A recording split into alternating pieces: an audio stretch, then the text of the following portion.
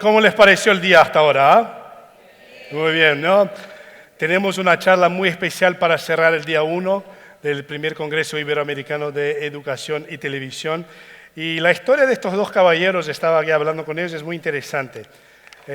Ambos ellos se dicen discípulos de Francisco Varela, que fue uno de los neurocientistas más famosos de Chile, recién fallecido. Ambos de ellos estudiaron en la Universidad de Chile. Estamos aquí en la Católica, entonces, ¿okay? Estudiaron en la Universidad de Chile. Uno estudió bioquímica y el otro el curso de biología. Ambos de ellos fueron a Francia y consiguieron su doctorado. Uno en la Polytechnique de París y el otro en la Universidad de Lyon. Y ambos de ellos hoy trabajan aquí en la Universidad Católica de Chile. Uno trabaja en psicología y otro trabaja en psiquiatría, en los departamentos de psicología y psiquiatría. Entonces, el tema de neurociencia es un tema que está muy de moda. Hay muchas cosas, muchos temas, ¿no? Y esos dos caballeros nos vienen aquí a presentar el tema percepción, sentidos y aprendizajes en las neurociencias cognitivas. Damas y caballeros, tengo el placer, el honor, el agrado de presentarles a los doctores Tomás Osandón y Diego. Gracias. ¿Cómo va? ¿Qué tal? Buenas tardes. ¿Cómo les va? ¿Bien? Muy cansado, igual el final del día. Oye, yo soy Diego Cosmeli. Yo, Tomás Osandón. Tomás, no somos la misma persona, a pesar de que la historia parecía sugerirlo. Somos distintos. Y vamos a tratar de presentarles acá una reflexión, justamente haciendo un contrapunto con la idea de que las neurociencias están a la moda. A ver si logramos poner eso un poco en duda. Voy a partir yo, vamos a ir turnándonos un poquito a ver cómo nos va. Obviamente, si quieren interrumpir, pero partamos por ahí, pues partamos por hacernos una pregunta, a ver si es posible responderlo de alguna manera en este ratito. ¿Y para qué sirve tener un cerebro? Igual ¿se han hecho esa pregunta? ¿Sí? ¿Y para qué sirve? Para pensar. Ya, vamos a ver. Yo creo que sirve para eso, pero no solo para eso. En realidad lo que interesa saber es, queremos tratar de mirar la cosa en términos un poco ecológicos. La biología no se entiende simplemente en términos de los órganos ni de los cuerpos, se entiende siempre en términos de la ecología. Es súper importante pensar en la biología, pensar en el tiempo y pensar en la diversidad de las cosas. Esta es de las imágenes recientes de la NASA del mundo, es de las actualizadas. ¿Y qué hay allá adentro? Hay una diversidad brutal. Esto es lo que se llama el árbol de la vida, ¿ya? Este es nuestro ancestro común, ¿no? De ahí partió toda la cosa, o eso es una de las teorías. Y se fue ramificando, y lo que ustedes ven al borde es lo que está vivo actualmente, son las distintas especies. Y allá arriba están los animales, los hongos, los protistas, las bacterias, las plantas, ¿sí? Y nosotros en realidad hacemos parte de los animales. Y los animales tienen sistema nervioso. Y eso es interesante porque los animales tienen algo que los demás bichos parece que no tienen tan desarrollado, que tiene que ver con la capacidad de moverse. Miren, esta es un poco la historia. Es importante ver el árbol de la vida en estos términos. Esta no es una escala evolutiva. Nosotros no estamos arriba de nada en la evolución. Nosotros estamos allá en un extremo. Somos parte de un ecosistema. Miren, son 5 billones de años, 5.000 millones de años atrás. Recién por aquí aparecen los animales y aparecen las neuronas, que es a lo que uno habla cuando a veces habla de neurociencia, ¿verdad? Hay que tener cuidado.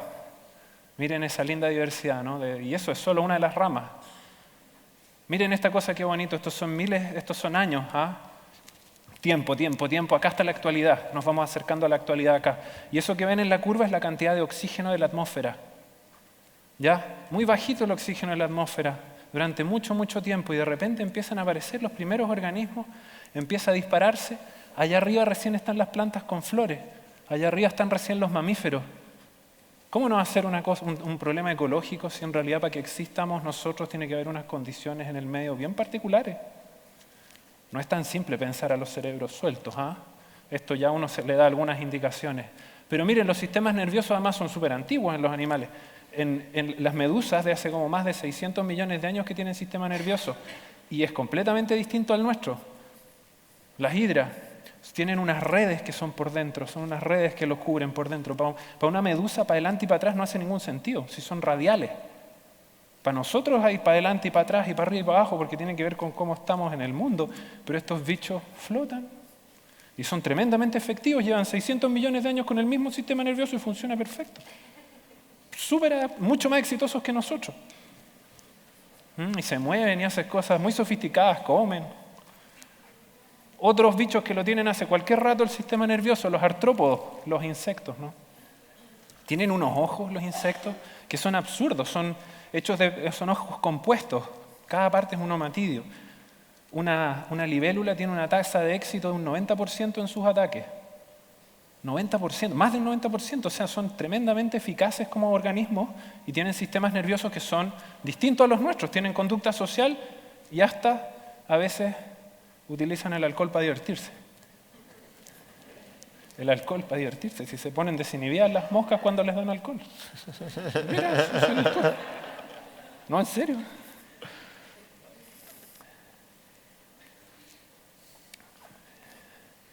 El punto que quiero hacer es que los organismos vivos tienen muchas maneras de estar vivos, ¿cierto? Y los sistemas nerviosos tienen muchas maneras de ser sistemas nerviosos y todos sirven para cosas muy sofisticadas. Y todos estos tienen sistemas nerviosos. Nosotros somos uno más que tenemos.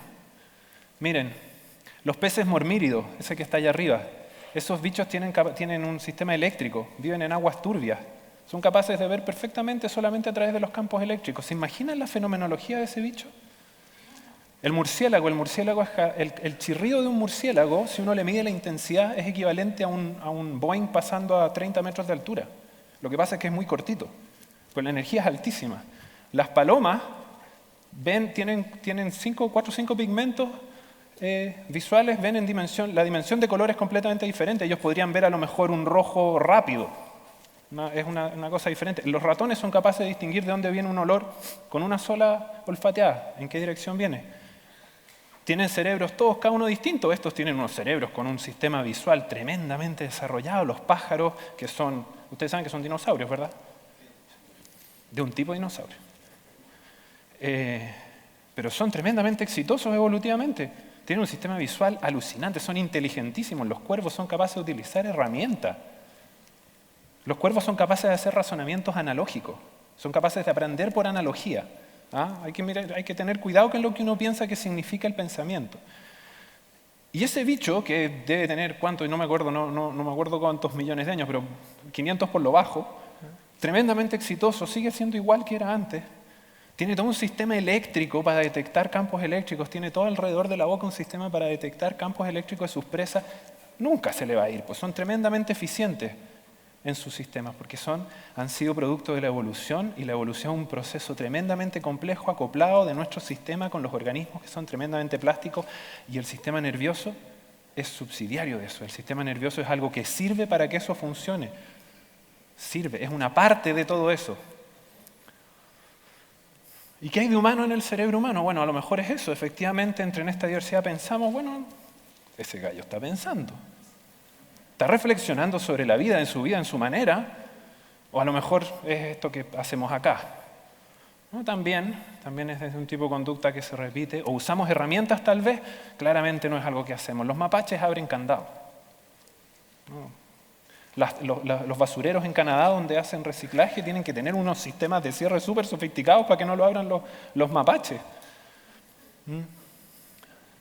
Claramente uno no puede entender el cerebro humano solamente enfocándose en el cerebro humano y no hace sentido. Hay que mirar la cosa como ecosistema y eso es súper importante.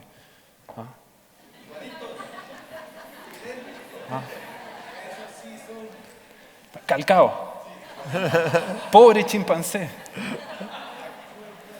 Oiga, por favor, nosotros no descendemos de los monos, somos nuestros primos. Eso hay que tener mucho cuidado porque uno comete errores a veces al respecto. Allá están los chimpancés y los gorilas, son parte de los grandes simios. Por acá fue la vía en la que se fue los seres humanos. Tenemos ¿cómo se llama? Un abuelo, abuela común, pero no descendemos de ellos ni ellos de nosotros. Somos primos, compartimos el 99 y tanto % del material genético y sin embargo tenemos sistemas ecológicos completamente diferentes. Entonces, evolutivamente, miren lo que ha hecho el sistema nervioso. Esto es una pésima representación si es que uno la mira que se va para arriba, como que estuviera arriba lo más mejor, ¿no? Hay como lo más sofisticado arriba. Hay que tener cuidado de nuevo con eso. Esto es una ramificación, es una diversidad, es una ecología que está cambiando. Y miren lo que pasa. Estas cositas de colores son las cortezas que están dedicadas a los sentidos. La visión, el tacto, el gusto, la audición. Y lo que va pasando es que a medida que va evolucionando el sistema nervioso en la beta de los humanos, se van separando. Empieza a aparecer entre medio lo que se conoce a veces como áreas asociativas. Tomás le va a hablar mucho de eso. Es importante eso, porque ahí parece que como que se estuviera alejando lo que percibimos de cómo actuamos o cómo actuamos de cómo percibimos, le ponemos algo entre medio, le ponemos una capacidad de respuesta entre medio. Entonces este sistema nervioso que claramente ha evolucionado para mantenernos moviéndonos, como veíamos un poco de los ejemplos de evolución, ¿cierto? Adaptados a un medio, además está haciendo esta cosa muy interesante en los seres humanos, que es poner un espacio, una pausa entre lo perceptual y la acción. Siendo que es un acoplamiento continuo, es capaz de desacoplarse. Y yo frente a una pelota que se me está acercando tengo múltiples respuestas posibles. No solamente esquivarla, también le puedo tratar de atrapar. Va a depender de mi estado interno. Lo que sí uno ve cuando estudia en términos comparativos es que nosotros hay una cosa que sí nos distingue de los demás, ¿cómo se llama? De los demás animales en general, es que somos muy cabezones. Eso es algo que está claro que lo somos. Esto es un poco lo que uno esperaría. Esto es el peso del cuerpo y esto es el peso del cerebro, en logarítmico, porque si no, no da una recta. Y los que ustedes ven es que todos se ubican en torno a la recta, es decir, tienen una expectativa más o menos clara, que para un cierto peso del cuerpo tengan un cierto tamaño del cerebro. Y miren nosotros allá arriba. Para un cierto tamaño del cuerpo, nosotros tenemos una cabeza muy grande. Ahí hay algo interesante. Nuestro sistema nervioso tiene ciertas especializaciones, por cierto que sirve para moverse como los demás, pero tiene algunas propiedades. Miren esto qué bonito. El chimpancé crece y este es el tamaño de su cerebro. Ya a los 5 años dejó de crecer. Miren lo que pasa en los seres humanos. Nosotros tenemos sistemas sociales tremendamente sofisticados y somos súper buenos para jugar y jugamos cualquier tiempo y somos muy catetes para jugar, porque cuando los niños son chicos lo único que quieren es jugar. Y eso es lo que pasa, pues esto es una de las cosas que nosotros como sistemas vivos hemos sido capaces de sostener con estos cerebros tan grandotes. Sabemos cocinar la comida, le podemos sacar mucha más caloría, comemos grasa, lo que nos permite tener cerebros más grandotes, tener mejores recursos y además funcionamos en comunidades con las que podemos cuidar a nuestras crías durante mucho más tiempo para que se sigan desarrollando sin tener que partir corriendo como una gacela en el momento en que nace. El cerebro claramente sirve para mucho más que para pensar, y eso es importante.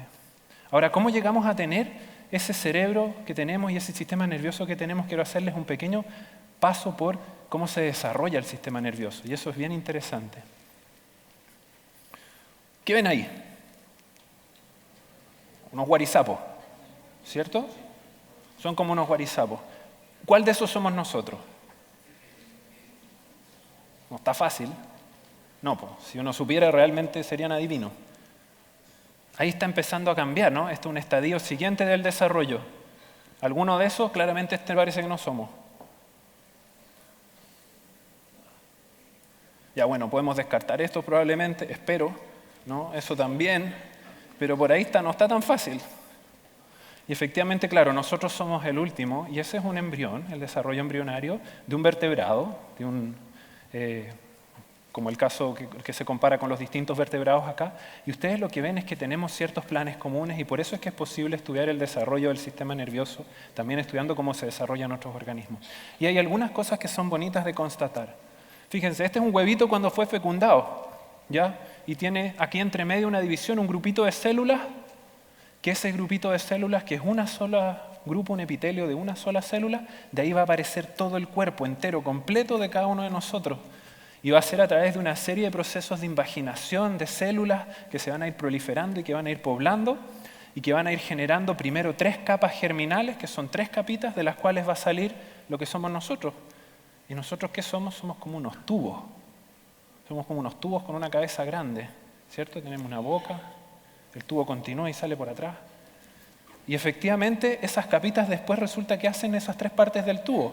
La capita de adentro construye todo lo que es el interior del sistema digestivo. La capita del medio construye los músculos, los huesos. Y la capita de afuera construye la piel y el sistema nervioso. ¿Ya? ¿Se fijan en la imbricación? Es muy profunda la imbricación que tiene el sistema nervioso en el cuerpo desde el momento en que se va construyendo. Miren, aquí está ese embrioncito, yo lo estoy mirando desde su espalda, está así de guatita. Allá arriba la cabeza, acá abajo las patas. Y yo estoy mirando lo que está pasando acá arriba y se va haciendo como una invaginación de la espaldita y se va formando este tubo que se cierra para arriba y para abajo. Ese va a ser el sistema nervioso. Es un tubo que nosotros vamos armando acá atrás, que en nuestro caso va por la espalda, en el caso de los artrópodos, de los insectos, va por la guata. Y eso se va desarrollando en el tiempo, va creciendo. Miren, allá alrededor de las 30, 35 semanas es cuando tenemos más neuronas de toda nuestra vida. Después ya no tenemos tantas, después vamos perdiéndolas. Pero sigue creciendo el cerebro.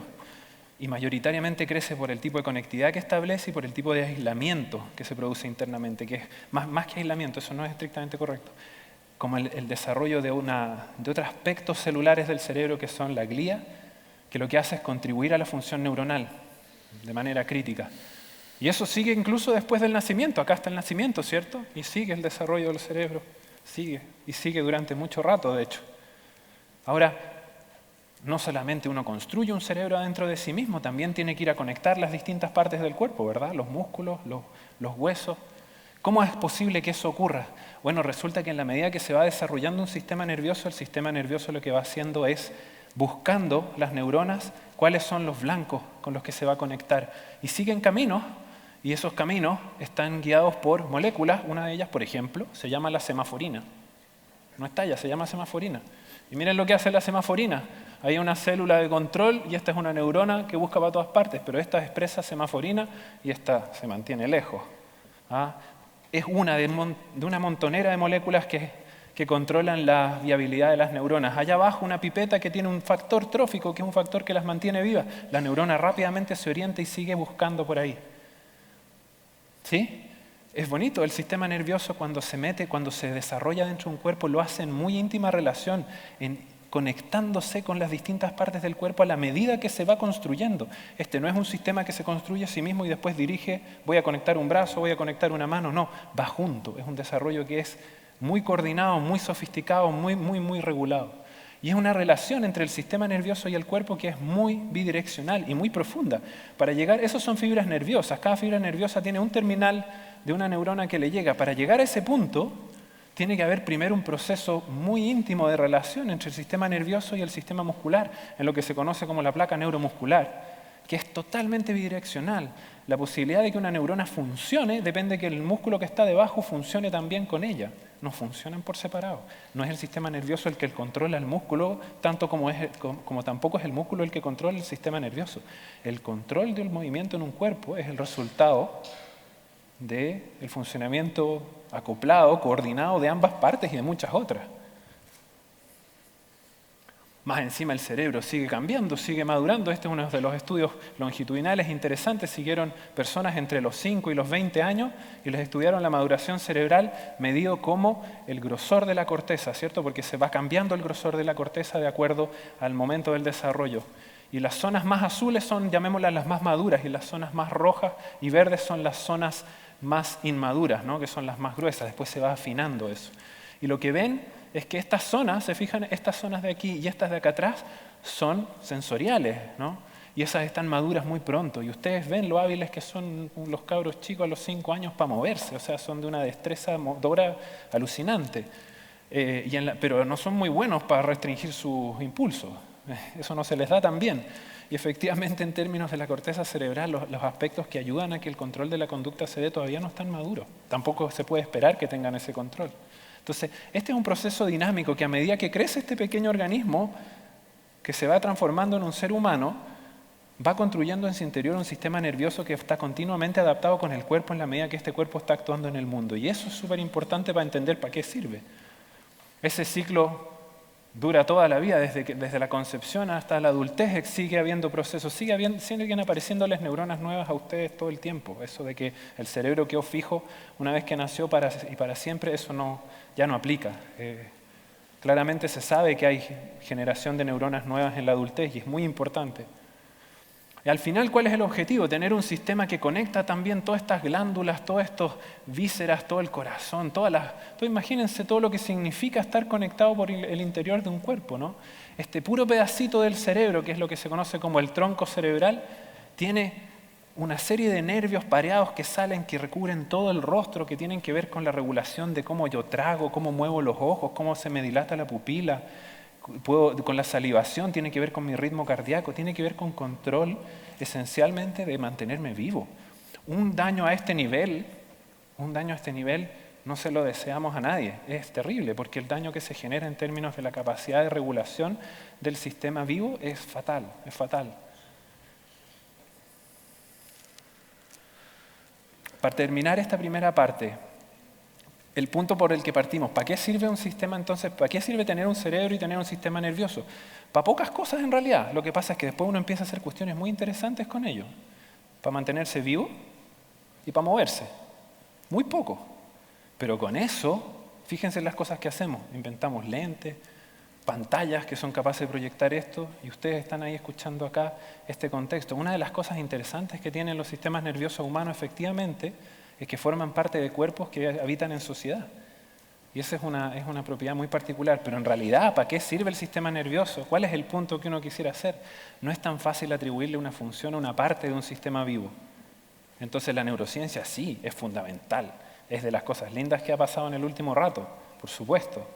El sistema nervioso es una de las subpartes del cuerpo más bonitas que hay. Pero no es el sistema más complejo que hemos conocido, eso es cualquier cosa. Es mucho más complejo un cuerpo, es mucho más complejo un ecosistema en el cual coexisten distintas comunidades. Entonces, hay que tomárselo con cuidado la neurociencia y mirarla con ojo crítico, porque eso es lo que caracteriza, yo creo, un buen aprendizaje finalmente.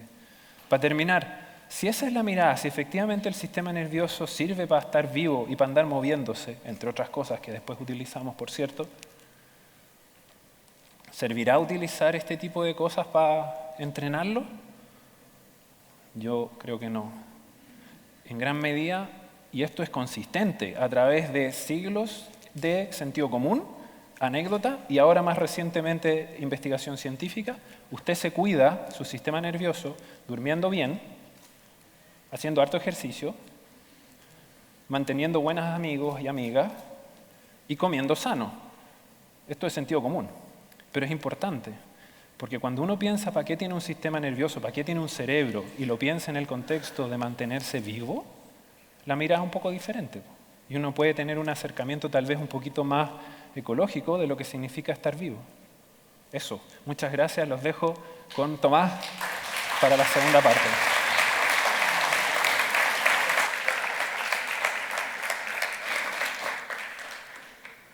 Muchas gracias, Diego. Bueno, en esta segunda parte, esta charla tiene 3 partes. La primera fue Diego, ahora vengo yo, y la tercera parte es común. Vamos a hablar de una función ejecutiva que no es propia tampoco de los humanos, sino que está a través de, por lo menos se han hecho muchísimos estudios en primates y en otros vertebrados que tienen que ver con la atención. Que es un concepto que ustedes probablemente conocen bien, por lo menos tienen una noción de lo que significa la atención, pero en términos neurobiológicos es bastante complejo estudiar la atención. No es tan simple. Probablemente todos ustedes conocen este tipo de búsqueda, ¿no es cierto? Todos conocen, busquen a Wall-E, en otros países cambia de nombre. En Francia se llama Charlie, en otros países se llama diferente. ¿Y qué hacen ustedes cuando tienen que buscar a un personaje como este? Probablemente van a dirigir su mirada hacia objetos que tengan características similares a lo que ustedes están buscando, hasta que finalmente encuentren a este famoso personaje. Pero ¿qué pasaría si este Wall-E tuviese una característica completamente diferente al resto de los distractores? En este caso, probablemente no sería una búsqueda, ¿no es cierto? Una real búsqueda, porque casi automáticamente ustedes dirigirían su mirada hacia este personaje que difiere del resto de los objetos. Esto se ha estudiado muchísimo en psicología experimental y en neurociencia en los últimos 30 años. Y hemos descubierto, y se ha descubierto, suena un poco fresco, ¿verdad? No, se descubrió mucho antes, que existen 2 grandes tipos de búsquedas visuales. Una búsqueda visual, por ejemplo, en este caso hay que buscar esa molécula, en la cual nuestra búsqueda nuestro tiempo de búsqueda, nuestro tiempo de reacción, que se llama en nuestro dominio, es independiente de la cantidad de distractores. Por ejemplo, en este caso es muy fácil buscar esa molécula porque basta encontrar alguna molécula que tenga un punto rojo para poder identificarla. Entonces es un proceso automático y nuestro tiempo de reacción es completamente independiente de la cantidad de distractores que hay en la imagen. Y eso contrasta absolutamente con estos casos, ¿no es cierto? En este caso es mucho más difícil, porque no tenemos que buscar un solo punto rojo, sino que tenemos que buscar una configuración de elementos. Y eso es mucho más complicado. Y en términos psicofísicos y en términos de tiempo de reacción, por supuesto que la búsqueda es completamente dependiente de la cantidad de distractores. Para entender esto, es fundamental manejar dos conceptos que son bastante profundos, pero son bastante importantes y no son muy complicados. Se habla de procesos bottom-up, es decir, que van de abajo hacia arriba, cuando existe una propagación rápida desde regiones sensoriales, en este caso visual, pero no necesariamente puede ser visual, puede ser auditivo, puede ser motor, de la información desde regiones sensoriales del cerebro hacia regiones de alto nivel. Lo pongo entre comillas porque en la discusión finalmente vamos a discutir qué significa que algo sea de alto nivel o de bajo nivel. Lo que sí es importante es que esto es un proceso que es rápido, que es controlado por factores exógenos. Por lo tanto, la atención ya sabemos que puede ser modulada fuertemente por factores exógenos. Un sonido fuerte, una imagen saliente, el nombre de usted o cualquier elemento que nos controle nuestra atención de manera externa.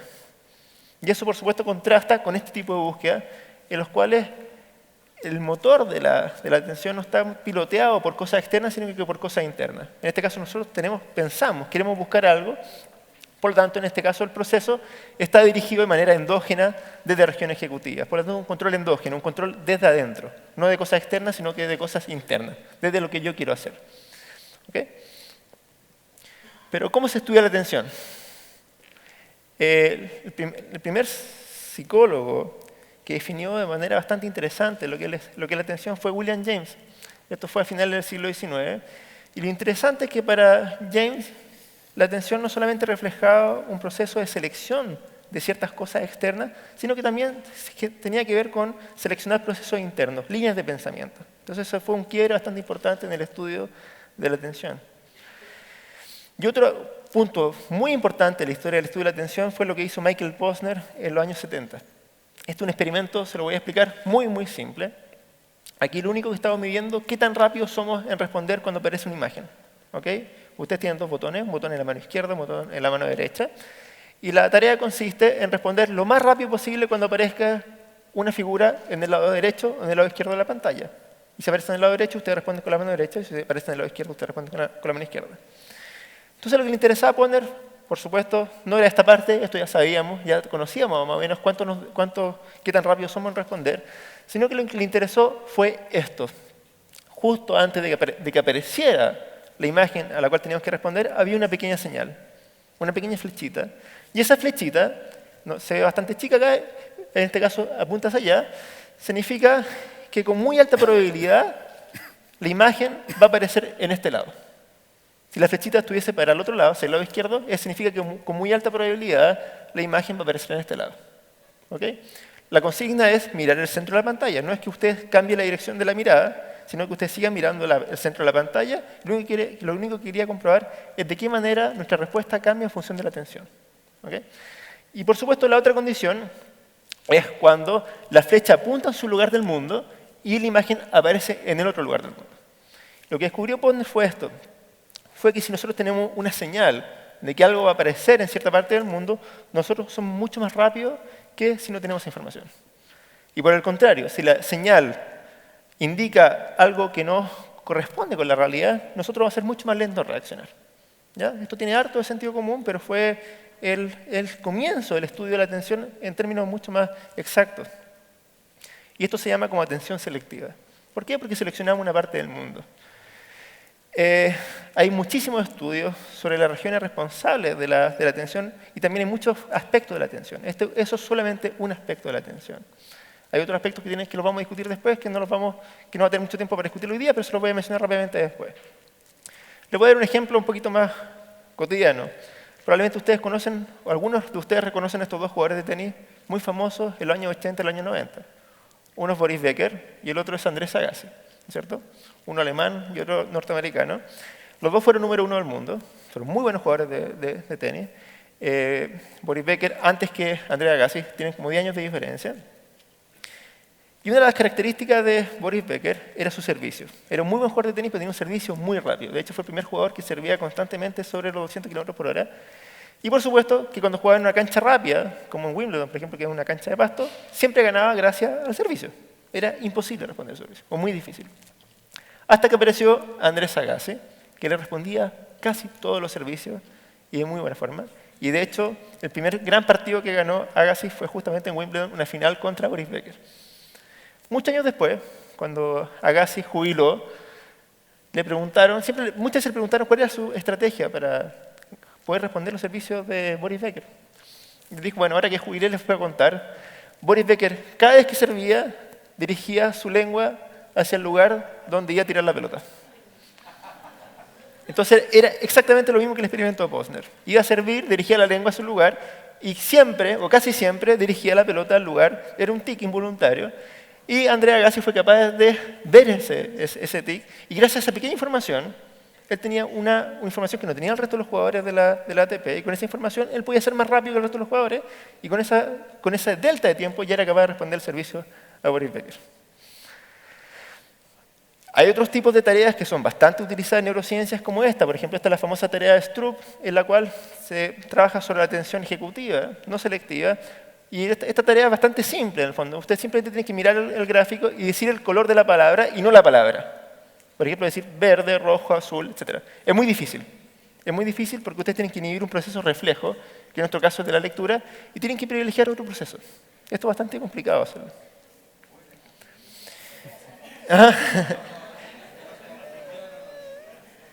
Y no sé si ustedes conocen, hay una patología neurológica que es resultado de una lesión bilateral del lóbulo parietal que se llama la simultagnosia. Una agnosia bastante específica y muy complicada. Los pacientes son prácticamente ciegos porque estos pacientes son incapaces de ver más de un objeto a la vez. Y lo que ven depende completamente de la atención. Por ejemplo, si yo a estos pacientes les presento esta imagen, no sé muy bien, acá hay una pipa y acá hay una llave, y les pregunto qué es lo que ven, ellos me dicen una llave. ¿Y hay algo más? Dicen no. Pero un tiempo después te pueden decir, hay una pipa, pero no ven la llave. Entonces el objeto al cual ponen atención es el objeto que ellos ven. Y yo los quiero convencer de que ustedes también son simultagnósicos, y todos somos simultagnósicos. En verdad nuestra atención modula muchísimo nuestra percepción. ¿Okay? Vean esta imagen. Y vean esta imagen. Son imágenes diferentes. Y si hay una diferencia, no la digan, sino que vayan levantando la mano los que son capaces de ver la diferencia.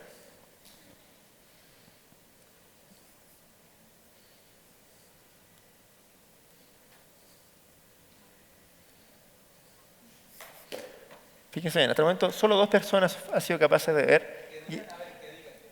Yo voy a decir, la diferencia es la turbina. En esta imagen hay una turbina, en la segunda imagen no hay una turbina. Lo interesante es que es algo que no está en la periferia, no un estímulo pequeño, sino que es un estímulo central. Y aún así ustedes son hay como, deben haber 200, 300 personas en la sala y son incapaces de ver esa diferencia, que es una diferencia, vuelvo a repetir, fobial.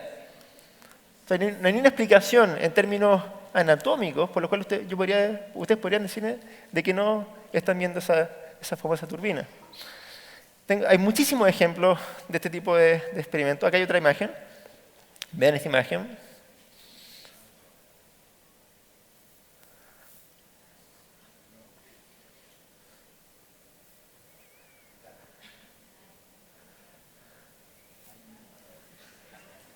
¿Alguno ve la diferencia? Ya saben de qué se trata. Están más entrenados. Levante la mano, ¿quién ha sido capaz de ver la diferencia?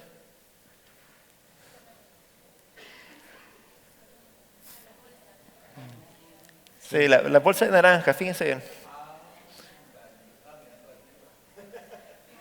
Aparece otra bolsa nuevamente en un sector central de la pantalla.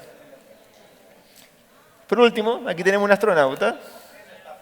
Esta es muy fácil, muy fácil.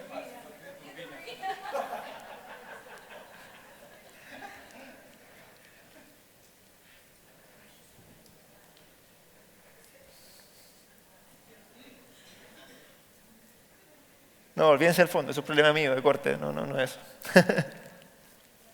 Es la antena de la cabeza del astronauta, ¿sí?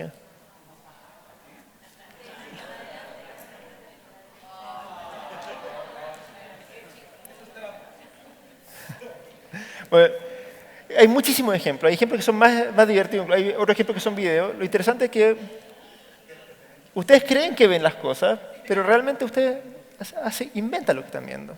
Hay una transformación. Ustedes perciben, después lo vamos a discutir bien con Diego, pero realmente lo que nosotros vemos es el resultado de la evolución y el resultado de nuestra arquitectura. ¿Ya? Probablemente si entreno una paloma a resolver este tipo de tareas, va a ser muy buena en responder este tipo de tareas. En cambio, ustedes, aunque sepan de qué se trata, van a ser muy malos para responder este tipo de cosas. Fíjense bien, aquí tenemos dos animales, que son aves, ¿no es cierto? ¿Qué gran diferencia hay entre estos dos animales, entre estas dos aves?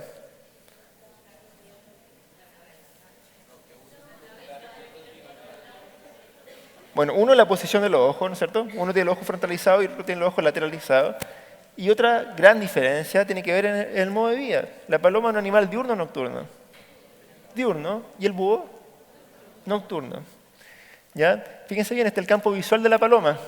Es casi en 360 grados y la parte binocular es muy pequeña. Este es el campo visual del búho, que se parece mucho al nuestro, si fijan bien. Un campo visual bastante frontal, bastante acotado y preferentemente binocular. Y este es el sistema visual nuestro. Es un esquema muy complicado, de hecho un esquema un poquito más antiguo, este es un esquema en verdad de los primates. Pero lo que quiero mostrar con esto, que en nuestro caso el input visual es muy pequeño.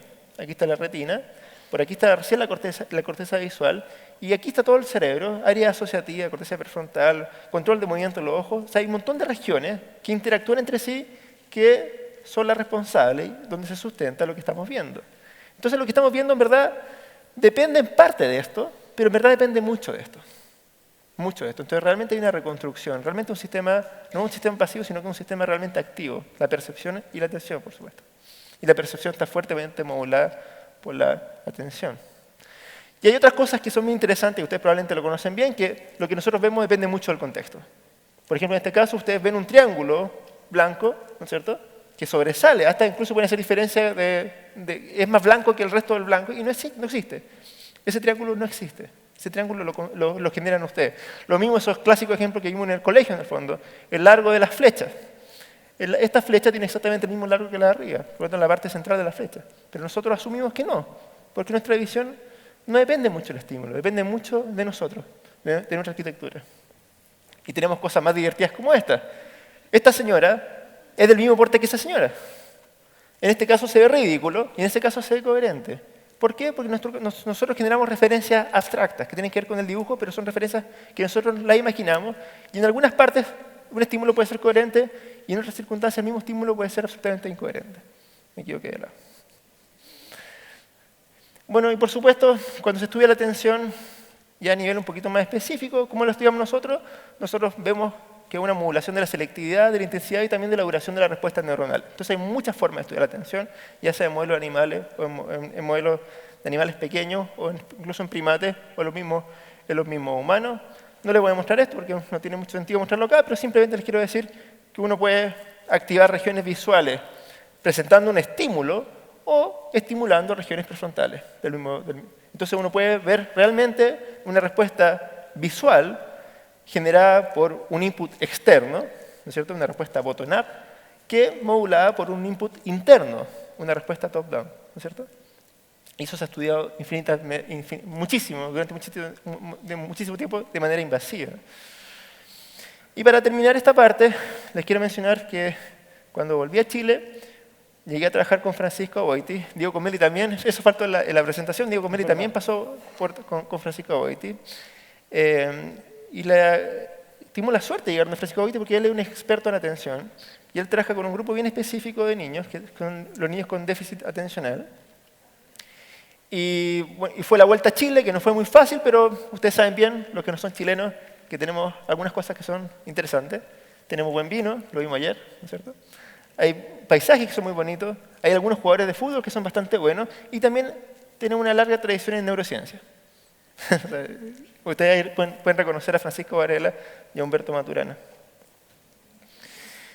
¿Y por qué es interesante en este caso estudiar los niños con trastorno por déficit atencional? Por varias razones. Una, porque es una condición del neurodesarrollo de alta heredabilidad. O sea, si un padre tiene, es muy probable que el hijo tenga. Y si un gemelo tiene, es muy, pero muy probable que su hermano tenga. ¿Ya? Otra razón, porque está caracterizado justamente por problemas de la atención, por la inatención y por la impulsividad o por la hiperactividad. Otro punto importante, que los síntomas persisten en la adultez, en la mayoría de los pacientes, y también porque hay un aumento en el riesgo de otras cosas colaterales, como la depresión, el abuso de sustancias y conductas antisociales. Y por supuesto también porque es la condición de mayor prevalencia en los niños en Chile y en muchas partes del mundo. ¿Ya? Es una prevalencia que es bastante alta, en torno al 5% en casi todo el mundo. En Chile es un 10%. No sabemos bien si es porque hay un sobrediagnóstico o porque realmente somos un país que tiene alto déficit. Eso también lo podemos discutir después. Y también otra cosa que es bien interesante, este es el mapa del porcentaje de diagnóstico de déficit en Estados Unidos. Y parece que es muy importante el modo de vida en la incidencia de este trastorno. Por ejemplo, aquí hay regiones, en California el déficit por atención es muy bajo, las concentraciones. En cambio, en la zona centro-este de Estados Unidos es altísimo. Y en términos de pools genéticos no hay grandes diferencias, pero sí hay muchísimas diferencias en el modo de vida. Y simplemente contarles que aquí podemos hacer experimentos muy complicados. Este es un experimento de memoria-trabajo que lo hacemos con niños con déficit atencional, que nos ha funcionado bastante bien, y podemos medir cosas muy interesantes como el diámetro pupilar o la actividad electroencefalográfica. Pero como mensaje de esta parte es que la percepción es un proceso activo, ¿okay? Y que está fuertemente modulada por la atención y por nuestra estructura. ¿Okay? Ahora sí, Diego Comelli. Gracias.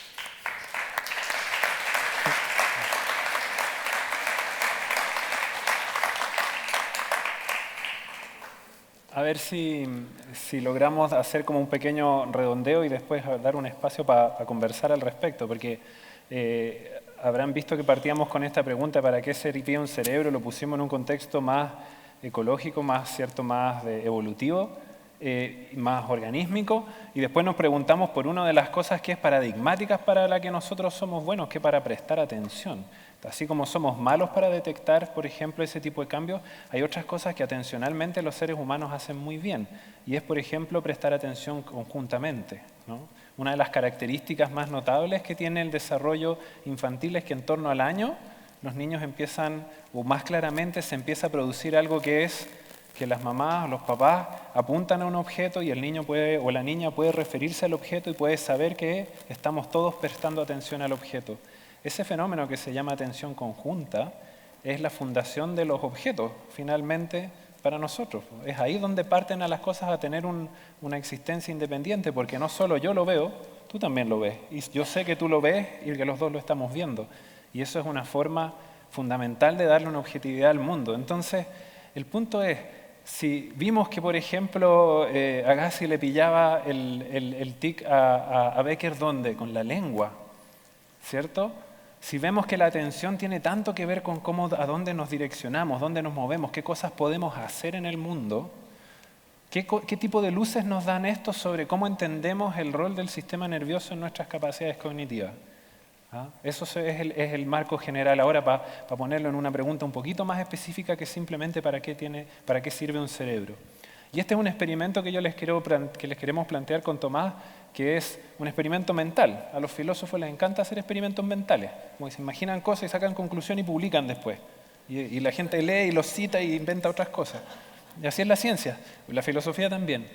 ¿Y de dónde surge este experimento mental? Surge de una constatación que uno, justamente a propósito de la neurociencia, quiere hacer cuando hace una reflexión donde considera la conducta, como la atención, por ejemplo, donde considera el camino evolutivo, donde considera el rol que tiene el organismo, uno empieza a preguntarse cuánto de obsesión hay con la neurociencia y cuánto realmente es importante destacarla. A mí no me cabe en la menor duda que es uno de los ejes centrales de desarrollo de la ciencia en este momento. No, eso no me les quepa la menor duda, es fundamental, pero no es suficiente, y eso es súper importante. Y miren, este es el experimento, viene de aquí. Según la BBC, el cerebro sirve para controlar el cuerpo y alojar la mente. ¿Ya? Y la relación entre mente y cuerpo tiene que ver con la información, ¿qué es eso? No sé, que pasa en forma de impulsos nerviosos que viajan desde y hacia el cerebro a lo largo de la médula espinal. Esto permite que el cerebro controle y regule procesos corporales inconscientes tales como la digestión, la respiración, coordinando a sí mismo la mayor parte de los movimientos voluntarios de tu cuerpo. También es el asiento de la conciencia, permitiéndote pensar, aprender y crear. Y eso es algo que se estabiliza y es una definición que aparece después en los libros de texto, que es importante, son textos que se utilizan en la formación universitaria, por supuesto, ¿no? Toda la conducta es resultado del funcionamiento cerebral. Lo que comúnmente llamamos mente es una serie de operaciones que realiza el cerebro. Al punto de que hay algunos autores que dicen que son los cerebros que, por ejemplo, olvídense de la cosa que está ahí arriba. Dice, los sistemas nerviosos que pueden usar herramientas externas, tales como los microscopios, los telescopios, son capaces de extender sus capacidades predictivas. ¿Alguien ha visto alguna vez un sistema nervioso usando un martillo? No es viable. Sin embargo, es conceptualmente muy importante en el desarrollo de la neurociencia y hay que mirarlo simplemente con ojo crítico. No hay ni que tragárselo ni que echarlo para afuera tan rápidamente. Al punto que efectivamente esto genera discusiones que son de corte ético. ¿Ah? Porque efectivamente, ¿qué pasa si una persona tiene un daño cerebral que lo conduce a una conducta antisocial o a una conducta que está en conflicto con un cierto tipo de regulación social? ¿Es culpa de él? ¿Es culpa de su cerebro? Esto no es una pregunta fácil, no tiene una respuesta sencilla. Y efectivamente hay estudios que muestran que si a los jueces ustedes les entregan explicaciones en base a la biología de la conducta de las mismas personas que se la entregan sin la biología, a los que les entregan la biología tienden a darles penas más ligeras. Porque entonces no es su culpa, si hay algo al interior que lo hizo hacerlo, ¿cierto? Entonces es importante, y ese es un punto que creo que queremos hacer. La neurociencia, cuando uno la estudia, tiene sus implicancias, porque estamos hablando efectivamente, nos estamos haciendo cargo de un sistema que juega un rol fundamental en nuestras capacidades conceptuales, perceptuales y de definir el mundo. Y por lo tanto, cómo lo entendemos es importante para cómo finalmente entendemos su rol en nuestra vida cotidiana. ¿En qué medida, de alguna manera, esta mirada del sistema nervioso es un poco sobresimplificadora y no toma en cuenta los resultados como los que ha mostrado Tomás, de cómo opera la atención, que tiene que ver con una cosa en el mundo, que tiene que ver con una interacción con el mundo, y eso no ocurre de manera abstracta, ocurre mediada por cierto tipo de sistemas perceptuales? Y este es el experimento mental que les quiero proponer, que se llama el cerebro en el tarro.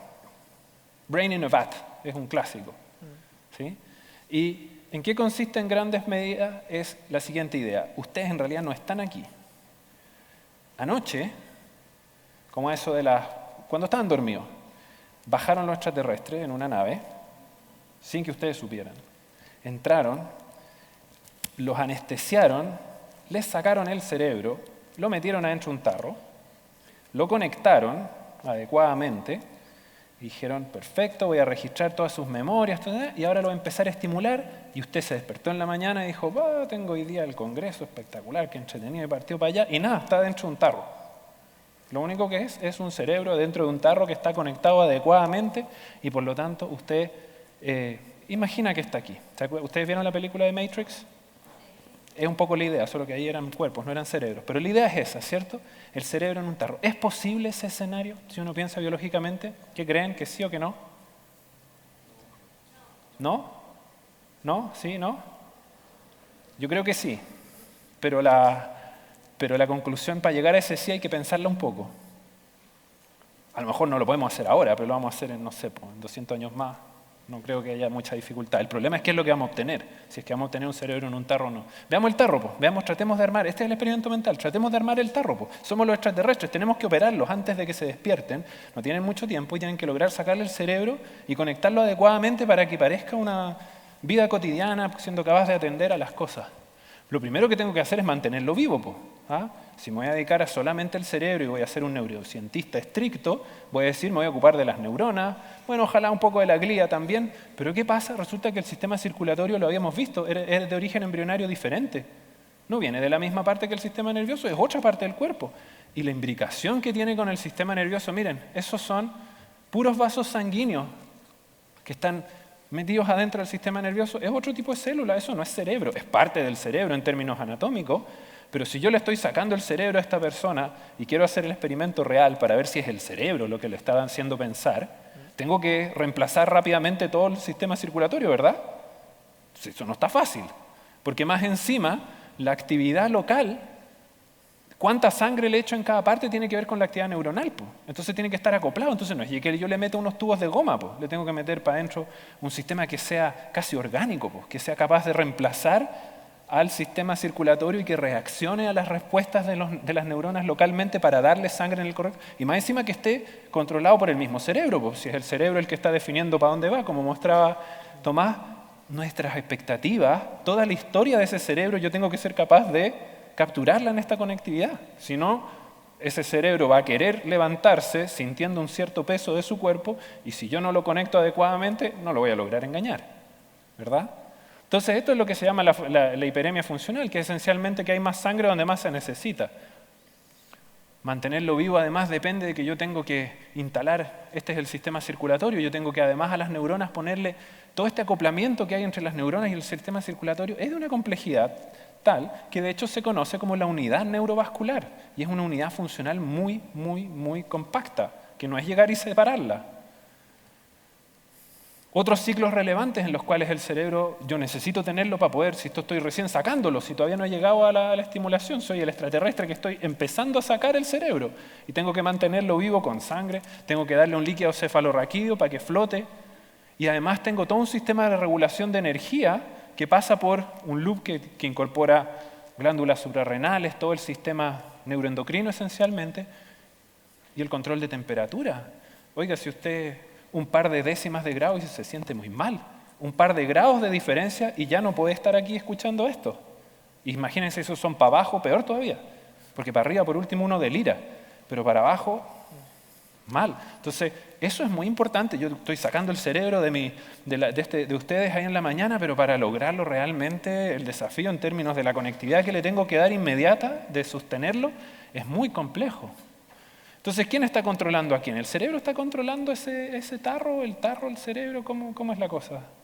No está tan simple, parece. Y además ahora yo lo quiero engañar, porque quiero hacer que se levante en la mañana y usted jure de guata que era como que atendía para allá, abría la puerta y salía perfecto, se preparaba el desayuno, qué rico el sabor del café en la mañana, delicioso. Todo eso, mentira. Estos fueron los extraterrestres los que lo hicieron. ¿Cómo lo engaño? Bueno, no tengo que estropear primero que nada lo que ya había logrado. Tengo que lograr hacer pensar a este cerebro que anda caminando por la playa o tomando una micro. Y para, por ejemplo, hacer lo que sienta que tiene un brazo, yo tengo que pensar dónde están las neuronas conectadas con los brazos. Y dónde están, como yo les decía, en la unidad neuromuscular. Y eso es bidireccional. El control del movimiento del cuerpo no tiene que ver con el funcionamiento del sistema nervioso per se, sino que cómo se acopla con el cuerpo. Entonces no es solo control de movimiento, también además del control de movimiento, toda la interocepción, nuestra capacidad de sentir internamente, tenemos que reproducírsela al cerebro, tenemos que ser capaces de darle una noción de dónde está de pie, ¿cierto? Ustedes saben que tenemos un sistema para detectar cuando estamos de pie o inclinados, por eso cuando uno acelera siente como que va para arriba, ¿verdad? Tiene que ver con el sistema en el oído que nos permite el equilibrio, ¿verdad? Y eso yo tengo que reproducírselo al cerebro. Si estaba acostado en la mañana y después se levantó, yo tengo que lograr entrarle esa señal. Tengo también que darle alguna noción de dónde están los pies y dónde está la cabeza. Y todo eso depende, ustedes saben que el peso que tiene la guata, todas las vísceras, es muy importante para que ustedes sepan que están de pie. De hecho, existe evidencia que existen sensores que no se han sido detectados, pero que hay evidencia psicofísica de que nosotros tenemos graviceptores, tenemos algún tipo de sistema sensorial a nivel de las vísceras que permite saber para dónde está la gravedad. Y eso tengo que ser capaz de reproducirlo en el cerebro. Y los sentidos y el comportamiento exploratorio. Y aquí lo que les estuvo contando Tomás es justamente el punto. La atención es un proceso endógeno, es un proceso que está motivado en gran medida por el organismo. Si yo quiero engañar a este cerebro, yo voy a tener que saber todo lo que le está pasando internamente y acoplarle todas las cosas a ese funcionamiento interno. Entonces, cuando ese cerebro se levanta y quiera mover los ojos a la derecha, yo tengo que saber cuál era la expectativa que tenía ese cerebro de encontrar al lado derecho, si iba a ser el mueblecito de la entrada o iba a ser la ventana, ¿verdad? Por lo tanto, sus expectativas atencionales, como bien mostraba Tomás, tienen que ver con su historia de vida. Así que cuando yo quiera conectar y este cerebro que estoy sacando, no es tan simple como engañarlo así nomás. Tiene que ser un engaño que tenga que ver con su propia historia. Y eso genera un loop, un cierre muy particular. Además, lo que les mencionábamos en la primera parte, hay que pensar en términos evolutivos. No han evolucionado por separado los sistemas nerviosos y los cuerpos. Se desarrollan a partir de interacciones de tejidos que son neurales y no neurales.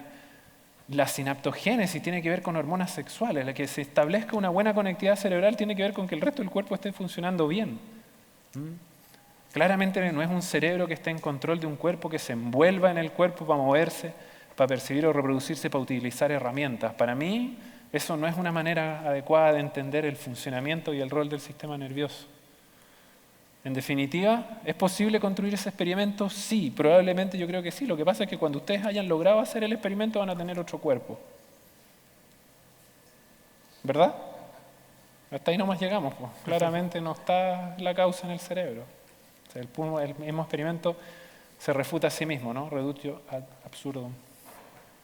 Así que, ¿cuál es el rol finalmente del sistema nervioso en términos de nuestras capacidades cognitivas? Yo creo que esa es una pregunta que está abierta. Yo creo que el desafío que tenemos en gran medida quienes nos gusta y nos fascina la neurociencia tiene que ver con contextualizar en una biología, es con contextualizar en una ecología y contextualizar también en un espacio que es más de corte interaccional, porque nunca nadie anduvo solo por ahí entendiendo cómo se percibía el mundo. Nos enseñaron nuestra mamá y nuestros papás nos dijeron eso es una taza, ¿cierto? Así que claramente de tarro, olvídenlo, no basta un tarro. Necesitamos claramente tener un cuerpo al menos, ¿no? Merleau-Ponty es un fenomenólogo francés. Miren qué cosas tan lindas que dice. El cuerpo propio, que es el cuerpo existencial, el cuerpo que se vive, está en el mundo como el corazón está en el organismo.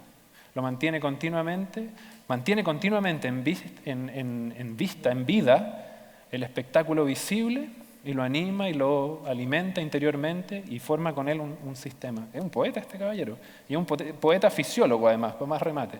Entonces dice ese tipo de cosas que a uno lo inspiran. Yo quería agradecer, solo para terminar y dejar después a Tomás con lo propio. Hay gente con la que uno trabaja en el camino que tiene la suerte de encontrárselo y si no, no podría entender nada de lo que en algunos momentos se entiende. Ya está el Pancho, que es el maestro, por supuesto, Evan, gente con la que trabajo, en particular Kiko, ¿cierto? Y Vladimir, y por supuesto los financiamientos que nos permiten a nosotros seguir trabajando, que son históricos, y que si no fuera por ello, uno no podría estar aquí. Muchas gracias.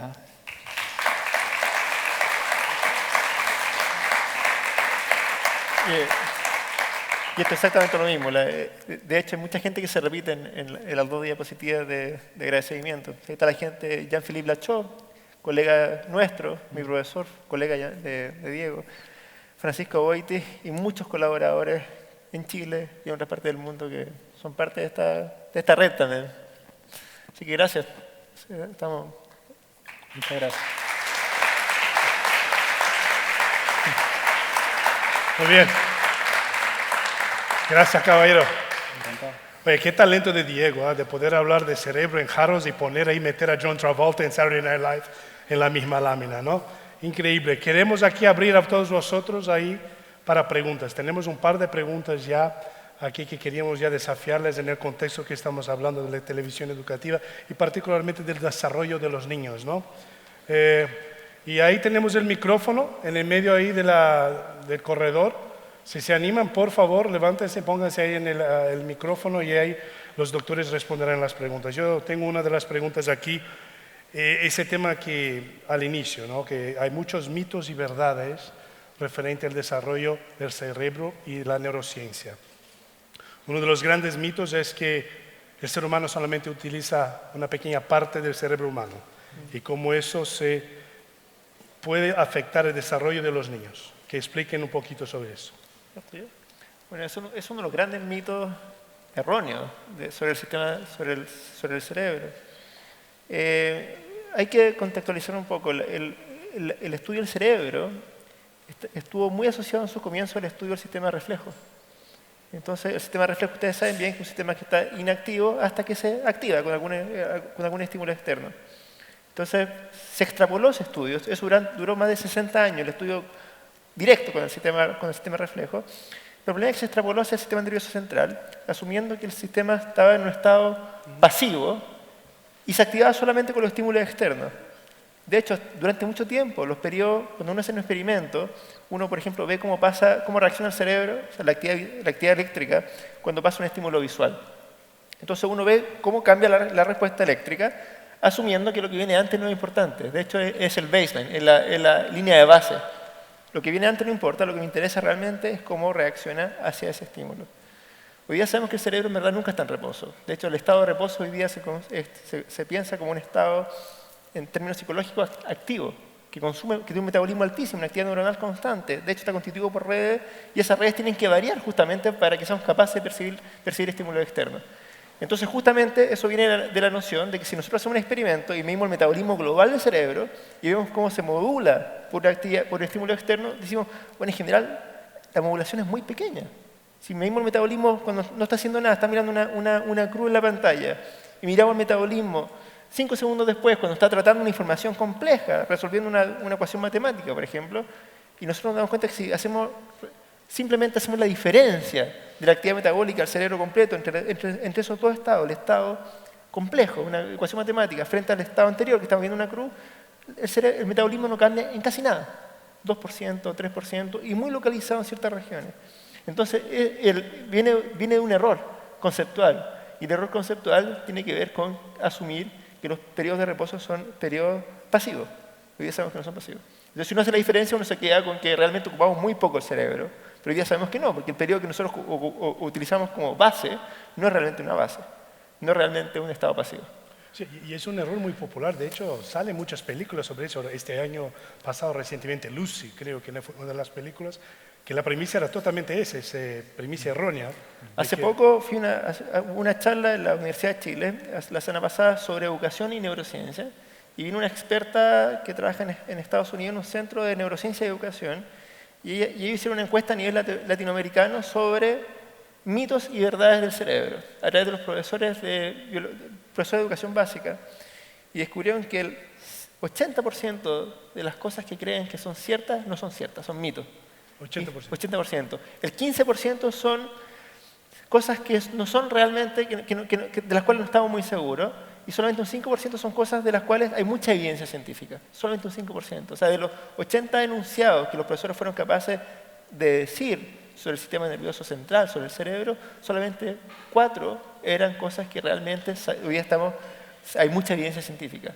15 tenían que con cosas que realmente estaban más o menos justificadas en términos científicos, pero la gran mayoría eran cosas que realmente no tienen ni una justificación científica.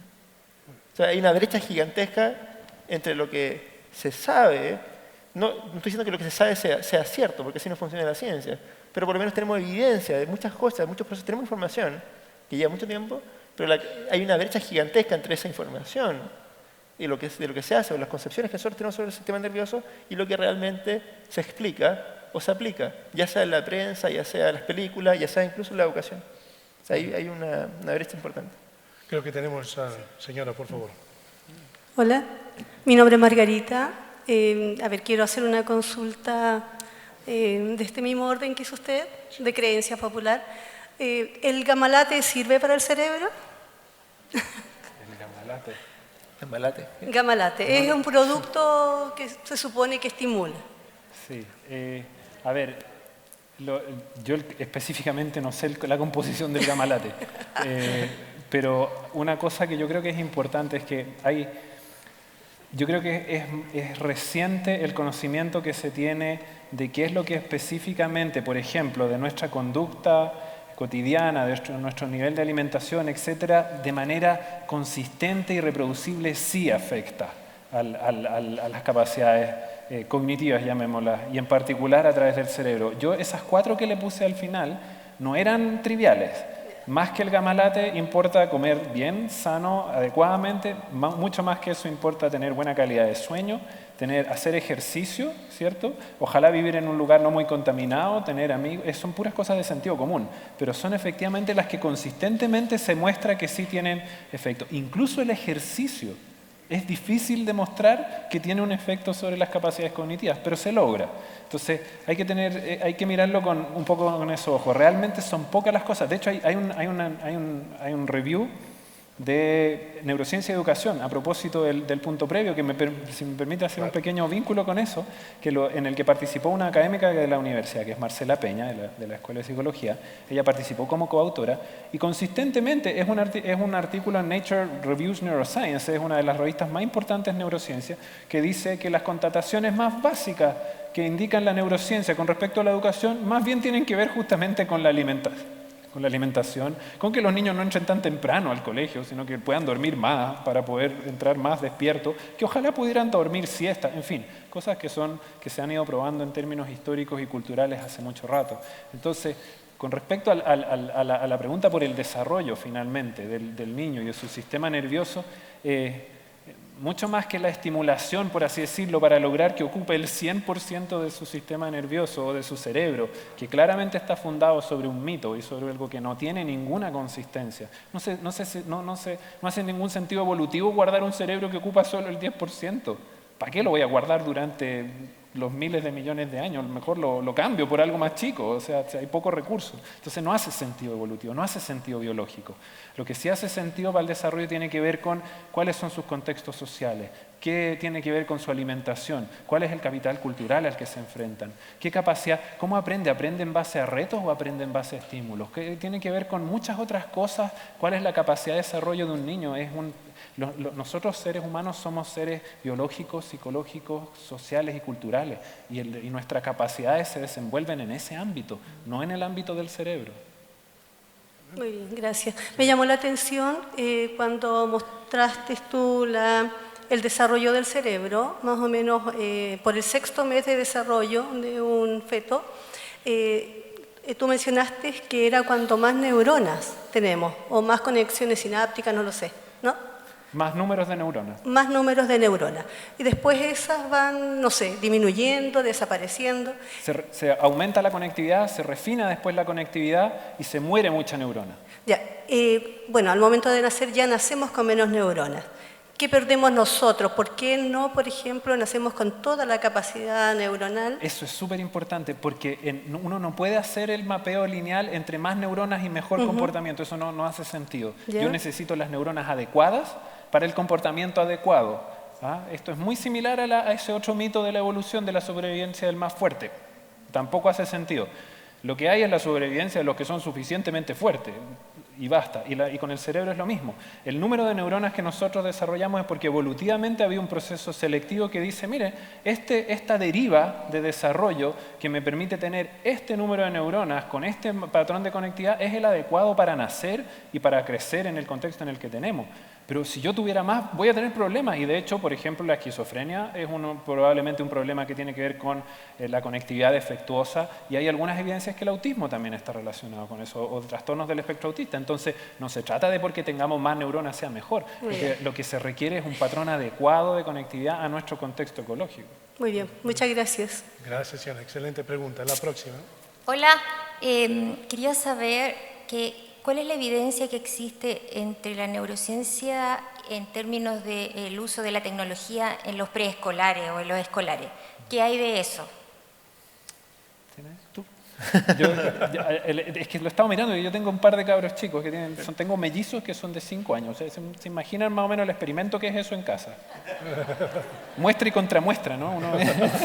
Una vez le pregunté al pediatra, oye, este gallo parece que se siente mal, no sé, lo encuentro que está muy amarillo, será que ha comido mucho zapallo. Deja de darle al otro, me dijo. Fue notable la respuesta. Yo creo que esa es una pregunta que está abierta. Al menos hasta donde yo alcanzo a verlo, está abierto. Hubo algunos reportes iniciales que habían correlaciones, por ejemplo, entre el número de horas que pasaban en la televisión y déficit atencional. Hasta donde yo he alcanzado a mirar, han habido análisis posteriores que cuestionan un poco que eso sea el caso. En el caso de la tele, han habido algunos estudios que muestran que, por ejemplo, hay una correlación entre el número de horas que la tele está prendida en una casa y una caída en el coeficiente intelectual, pero son estudios que no pueden ser causales, porque a lo mejor las casas que tienen la tele prendida todo el rato son casas que tienen un contexto socioemocional muy particular, ¿ya? Entonces no es tan fácil hacer esa disociación. Sin embargo, sí hay estudios que muestran que, por ejemplo, cierto tipo de juegos de video son buen entrenamiento atencional, de cierto tipo, y no hay que simplemente sacarlo del... Tampoco hay una correlación tan clara entre, por ejemplo, juegos violentos y violencia. Es una cosa que es una zona gris todavía, hasta donde yo alcanzo a entender. Yo te dejo también la palabra, Tomás, si sabéis, pero ya hasta donde yo entiendo, eso es una pregunta que todavía está muy abierta, no hay una cosa definitiva al respecto. Entonces, yo me iría con cuidado. Yo creo que de nuevo el sentido común al respecto aplica.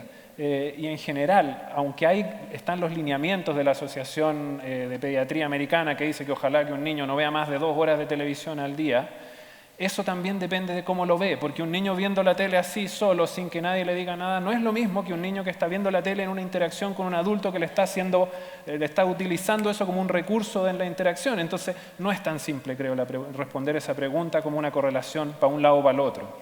Sí. Yo quiero aprovechar ese porque un comentario que hiciste aquí, que es una de las preguntas que creo que empezaste a entrar en el tema, que es muy pertinente para que son los adultos. Ya vamos, señora. Ese tema del síndrome de copycat, ¿cierto?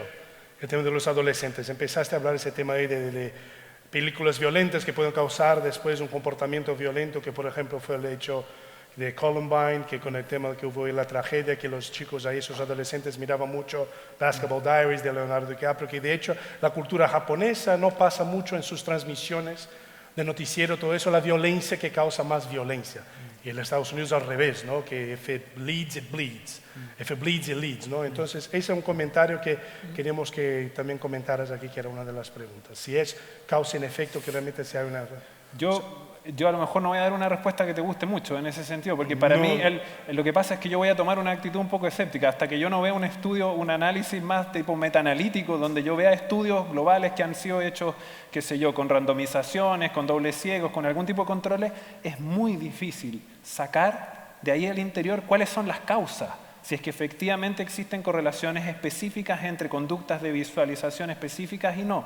Y como no soy un experto en el tema, lamentablemente no conozco el detalle de los estudios. Entonces, tiendo a ser un poco escéptico al respecto y a reservarme el juicio, porque tengo la impresión de que todavía estamos en una etapa en que los estudios metaanalíticos, donde se consideran estudios más, donde yo pueda tener una noción de la regularidad de un fenómeno a lo largo de la población y después de que esos estudios localmente hayan sido basados en estudios adecuados, hechos donde yo pueda hacer alguna inferencia de causalidad, yo creo que todavía son muy pocos. Entonces es muy difícil sacar conclusiones.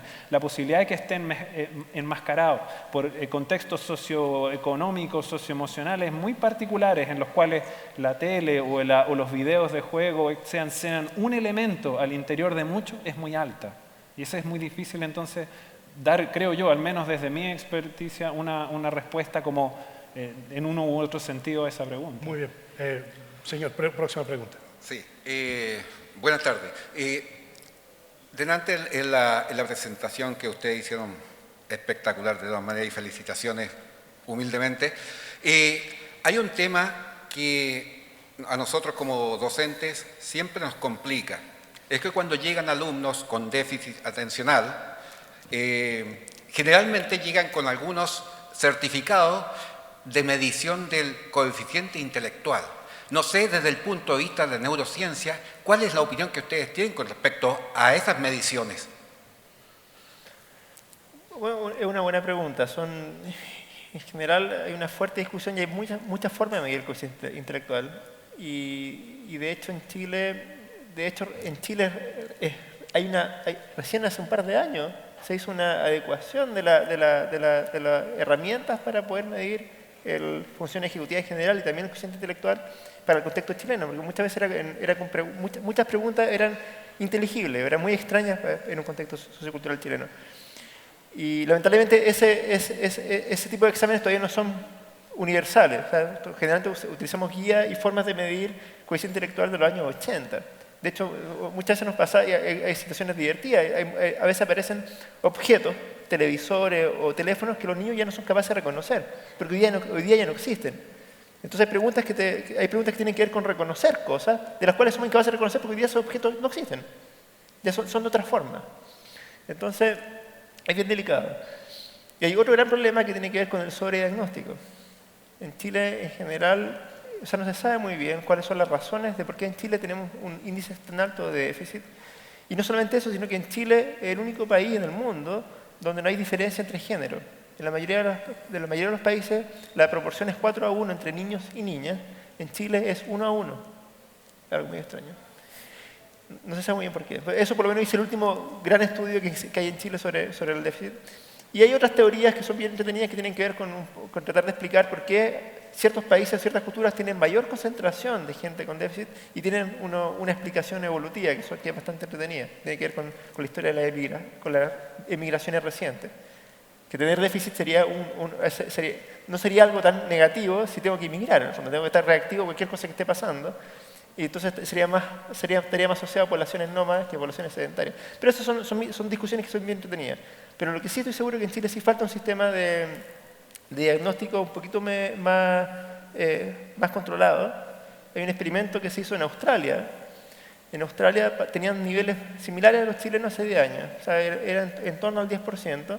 Pero a diferencia de Chile, los problemas de salud en general se tratan a nivel de país. Entonces, como era un problema a nivel país, la decisión que se tomó fue de que ya no solo el diagnóstico pasaba por un especialista en el colegio o en el barrio o en el consultorio donde tenía que ir el niño, sino que se cambió un sistema nacional de 3 instancias. O sea, está la instancia local, la misma instancia que existía antes, hay una instancia de expertos locales que eran independientes del colegio, independientes del consultorio donde se trataba el niño, que reevaluaban la opinión del experto local, y si los dos estaban de acuerdo, había una comisión nacional que hablaba al niño, y pasaron de un 10% a un 4% en 10 años. Y se acercaron justamente a los valores en países como Francia, en Suecia, en Inglaterra o en Canadá. Entonces realmente puede haber un problema de sobrediagnóstico y también puede haber un problema de que hoy día tenemos más herramientas para detectarlo. También uno podría explicarlo de esa forma. Antiguamente no teníamos herramientas para detectar el déficit, hoy día sí tenemos herramientas para detectarlo. Entonces es una pregunta que tiene miles de aristas y se puede responder de muchas formas. Muy bien, tenemos una pregunta de un representante de Ecuador. Hola, yo soy Belén. Tengo una duda, quisiera saber su opinión. En el mundo de la educación, en las neurociencias, ¿qué diferencias puede haber en el aprendizaje de los niños zurdos versus los diestros? Wow. Yo soy zurda y crecí en una generación para derechos. Entonces, yo soy zurdo también y tengo una pregunta adicional. He escuchado que los zurdos viven menos. Pero somos más inteligentes. 10 años menos, es mito también. Solamente, perdón, añadiendo su pregunta. No tengo una respuesta yo para eso, lamentablemente. Yo, de nuevo, no conozco estudios específicos en términos de trayectorias de desarrollo. Hay un problema de muestreo implícito. Los zurdos son menos que los diestros. Entonces las comparaciones no son triviales, que se pueden hacer al interior. Yo tengo la impresión de que es uno de los aspectos en los cuales todavía, pero de nuevo, estoy hablando un poco desde la ignorancia aquí, es uno de los aspectos donde no tenemos justamente un estudio más de tipo masivo al respecto. Yo no sé si Tomás, tú tenías algún conocimiento específico. Yo, hasta donde entiendo, de nuevo, es una situación un poco complicada porque los zurdos se han visto toda la vida enfrentados a cosas como las tijeras que cortan para el otro lado. Entonces, tampoco es tan fácil que yo llegue y estudie una persona que es zurdo, que lleva 15 años, por ejemplo, expuesto a un mundo de diestros versus un diestro que ha estado 15 mismos años expuesto a un mundo de diestros y los compare en términos de su camino de desarrollo. No es legítimo. Entonces, son experimentos difíciles, son estudios difíciles en que aislar las causas de las posibles interferencias no es trivial. Es mi nota de caución al respecto, nada más. Bueno, yo no voy a dormir más tranquilo, entonces. Por favor, señor, próxima pregunta. Gracias. Hola, mi nombre es Ángel Fucaracho, yo soy productor de series para público infantil. En estas conferencias he recibido mucha información que no es de mi campo y se ha hablado de cómo el cerebro funciona en base a estímulo de recompensa y también cómo funciona en base a castigo. Y mi pregunta y mi duda e inquietud está en relación con el sistema educativo en Chile que privilegia un tipo de inteligencia. Yo tengo entendido que hay varios tipos de inteligencia, por ejemplo, inteligencia motriz. Los futbolistas tienen la capacidad de ver una pelota que viene a X velocidad y le dan un cabezazo y hacen un gol, cosa que yo jamás podría hacer. Y mi pregunta es si ustedes consideran que el sistema educativo actual atenta contra otros tipos de inteligencia. ¿Y cuál sería una solución tal vez para privilegiar las capacidades que tienen otros chicos en distintas áreas? Tomás, ¿quiere tomar esta? Sí, muy buena pregunta. O sea, justamente nosotros estamos acostumbrados a evaluar, a enseñar y a medir incluso la PSU o el SIMS, todos estos exámenes y evaluaciones que nosotros hacemos a lo largo de la vida escolar, están relacionados con un tipo de inteligencia, que es la inteligencia concreta, que es la capacidad de retener información. O sea, yo aprendo algo, soy capaz de repetir esa cosa y tratar de aplicarlo en contextos similares o relativamente similares.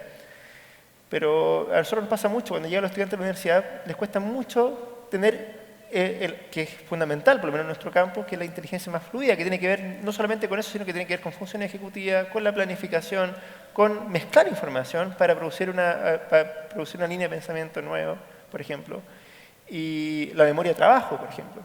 Entonces hay un experimento que hizo un académico acá en la Facultad de Bioquímica de la Chile. Ellos desde hace como 5 años empezaron un nuevo curso en la malla, que es fundamental, que dura todo un semestre, en la gente de bioquímica y química de farmacia, que tiene que ver con la elaboración de proyectos científicos, que es lo que hacemos nosotros regularmente, que es una tarea bien complicada, ¿verdad? Porque es completamente abstracto, cuando uno tiene que recopilar información, de esa información, mucha información, de muchos artículos, de esa información imaginar y proponer una pregunta, o una pregunta principal y varias preguntas pequeñas, después proponer un método científico para tratar de responder esa pregunta, y después elucubrar posibles consecuencias que tienen que ver con la discusión. Entonces ese trabajo que nosotros estamos acostumbrados a hacerlo al final de la carrera de investigación, en términos de ciencias básicas, por ejemplo, ellos lo están haciendo en un comienzo. ¿Por qué? Porque se dieron cuenta que al hacer ese trabajo de manera muy intensiva y expuesto a la interacción de los compañeros, o sea, los compañeros tienen que destruir el proyecto de cada otro compañero, y se trata de eso, se trata de elaborar respuestas y ver cómo el resto de los compañeros ven los propios proyectos. Y se han sorprendido, primero que nada porque han salido preguntas muy buenas, que son realmente de posibles proyectos de investigación reales. Y segundo que nada porque los estudiantes en general han mejorado mucho el rendimiento en otros ramos, que tienen que ver con inteligencia concreta, realmente con retener información. Entonces parece que van acompañados de la mano. Y también hay muchísimos estudios que muestran que te va a ir mucho mejor en un examen de inteligencia concreta, que tiene que ver con retener cierta información, si tú tienes mucho mejor desarrollo de los otros tipos de inteligencia, de la función ejecutiva en general. Entonces van acompañadas. En general, al parecer, no hay que darle tanta importancia a ese tipo de aprendizaje, sino que hay que mezclarlo con otros tipos de aprendizaje. Diego. Sí, era para agregar al respecto, es súper importante esa pregunta, porque una cosa, uno al hacerla tiene que, creo, tener la precaución de no enfocarse en que simplemente estoy tratando también o relacionándome con los alumnos como unidades solamente, de alguna forma, ¿no? Como individuos con un tipo de inteligencia. Lo que tenemos en realidad es un espectro de competencias que tienen las personas que van desarrollando. Y un aspecto que es muy interesante, sobre lo que sí hay mucho estudio, y yo creo que es muy relevante, es sobre la interacción de profesores con alumnos, y la interacción y los procesos de colaboración entre los alumnos. Esas son zonas de investigación extremadamente ricas, donde muestran que justamente, por ejemplo, en los procesos de interacción entre el profesor y los alumnos, es la capacidad que va teniendo también el profesor a guiar la generación de preguntas que son originales y a la generación de preguntas, sobre todo, y la sofisticación de esas preguntas, que es muy importante, por un lado, independiente de qué tipo sean, y por otro, que los procesos colaborativos y asociados al juego en el aprendizaje son particularmente interesantes justamente para rescatar la complementariedad y diversidad de estilos cognitivos que tienen los distintos alumnos a la hora de abordar un mismo problema. Y toda la investigación que tiene que ver con las capacidades como más metacognitivas, con las capacidades más colaborativas, las capacidades de representar un problema en términos desde más de un punto de vista y de alguna manera jugar al respecto a resolverlo, es una forma donde naturalmente esa diversidad de estilos cognitivos, que la hay, se puede expresar en una forma mucho más productiva y mucho más interesante para el proceso educativo de formación en sí. Gracias. Última pregunta. No, no es pregunta. ¿Cambia el cerebro, cambia la mente? ¿Cambia la mente, cambia el cerebro? A ver, estamos complicados porque tendremos que entrar a definir lo que entendemos por mente, pero digamos, démosle un espacio, démosle el beneficio de la duda y digamos que entendemos por mente nuestra experiencia subjetiva, en un sentido, lo que nosotros vivimos cuando nos despertamos en la mañana y que es parte de lo que de alguna manera como nos referimos al mundo, como nos narramos a nosotros mismos. Bueno, claramente sí, bajo esa respuesta claramente sí. El punto es que en los sistemas vivos las relaciones causales son bastante complejas y circulares entre ellas.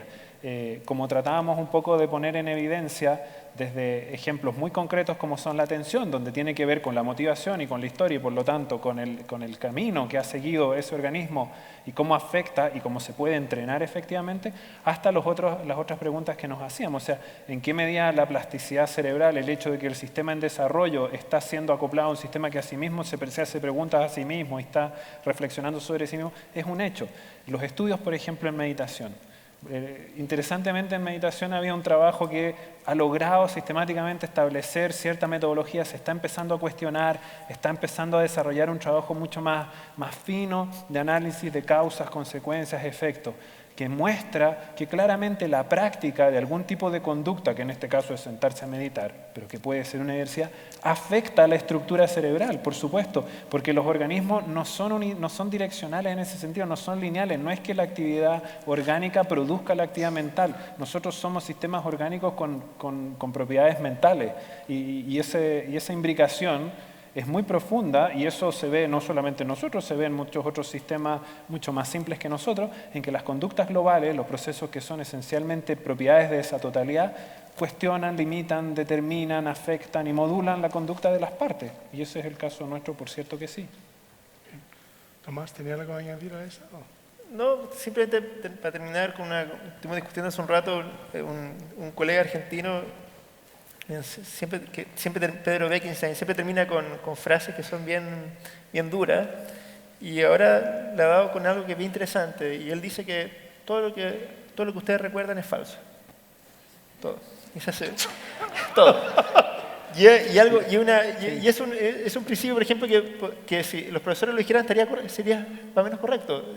Cada vez hay más evidencia que muestra que cada vez que nosotros recordamos algo, lo que recordamos lo modulamos y se modula en función de lo que estamos viviendo en ese momento. O sea, y lo interesante es que cuando volvemos a recordar lo que originalmente había pasado, no recordamos eso, sino que recordamos la última vez que lo recordamos. Entonces ya estamos modulados por las interacciones. Y mientras más recordamos algo, más se aleja de lo que fue. Entonces, mientras más recuerda algo, más falso es.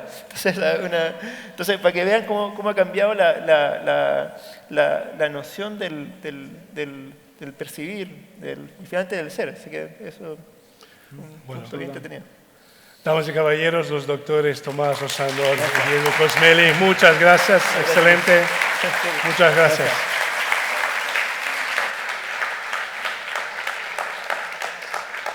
Bueno, queridos, un minutito para cerrar el tema. Simplemente quería mostrarles la agenda de mañana rápidamente aquí en la pantalla. Empezamos a las 9 de la mañana.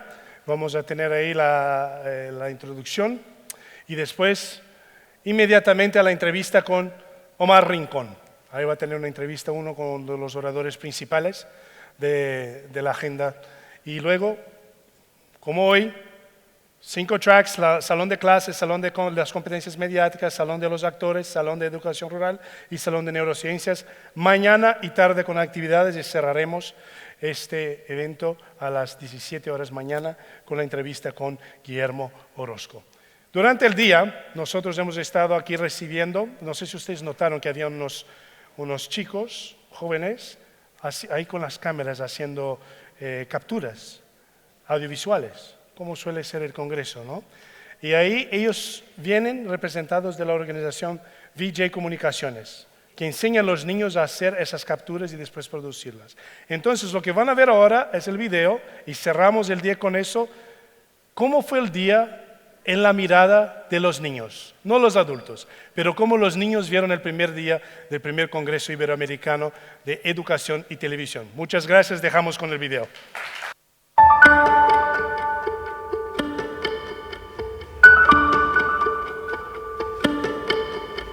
Hola, soy Matías Tófalo y estamos acá en el primer Congreso Iberoamericano sobre televisión y educación. Los invito a conocer más.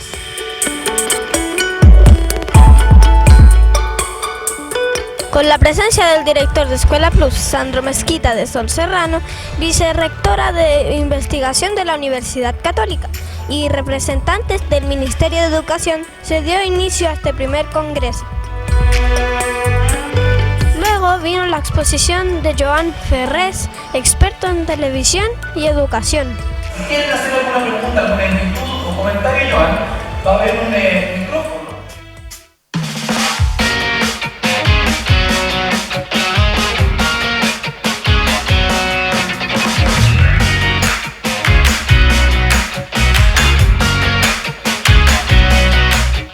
¿Qué le parece la televisión y la educación? Hola, Matías. Me parece que es necesaria la relación entre ambas. La televisión que ustedes ven, que nosotros vemos en el día a día, con la educación pensada en la escuela. Pero también la educación fuera de la escuela es necesaria pensarla en relación a la televisión. ¿Y qué opina usted de la mezcla de educación con televisión? Es fundamental. El problema que tenemos hoy día en Chile es que no tenemos una televisión educativa y no tenemos sobre todo una televisión para los niños y para los jóvenes. ¿Qué opina usted de la mezcla de educación con televisión? Es importante en la medida que la televisión sea educativa y sea fundamental para el desarrollo de los niños y en general. Muchas gracias, Nelson. Muchas gracias. Ahora nos vamos al estudio y vamos a felicitar a la gente que creó esto porque esto es hermoso. Y gracias, nos vamos al estudio. Gracias, Nelson. Al mediodía fuimos testigos de variadas exposiciones con expertos importantes sobre temas muy novedosos. Ahora les presentamos el Salón de la Neurociencia. Ustedes ponen teoría del flow en Google, aparece el tiro.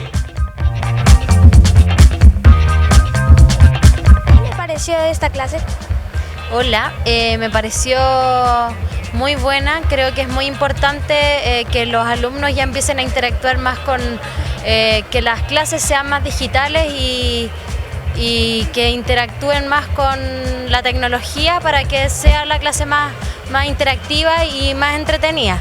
En horas de la tarde, nuevamente nos enfrentamos a clases interesantes. Aquí algunos ejemplos.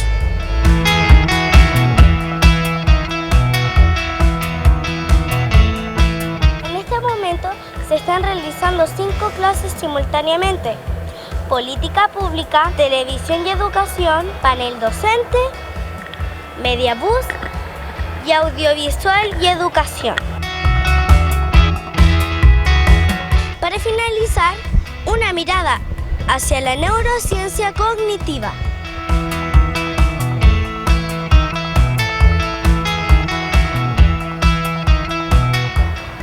Y así concluye la primera jornada del Congreso de Educación y Televisión.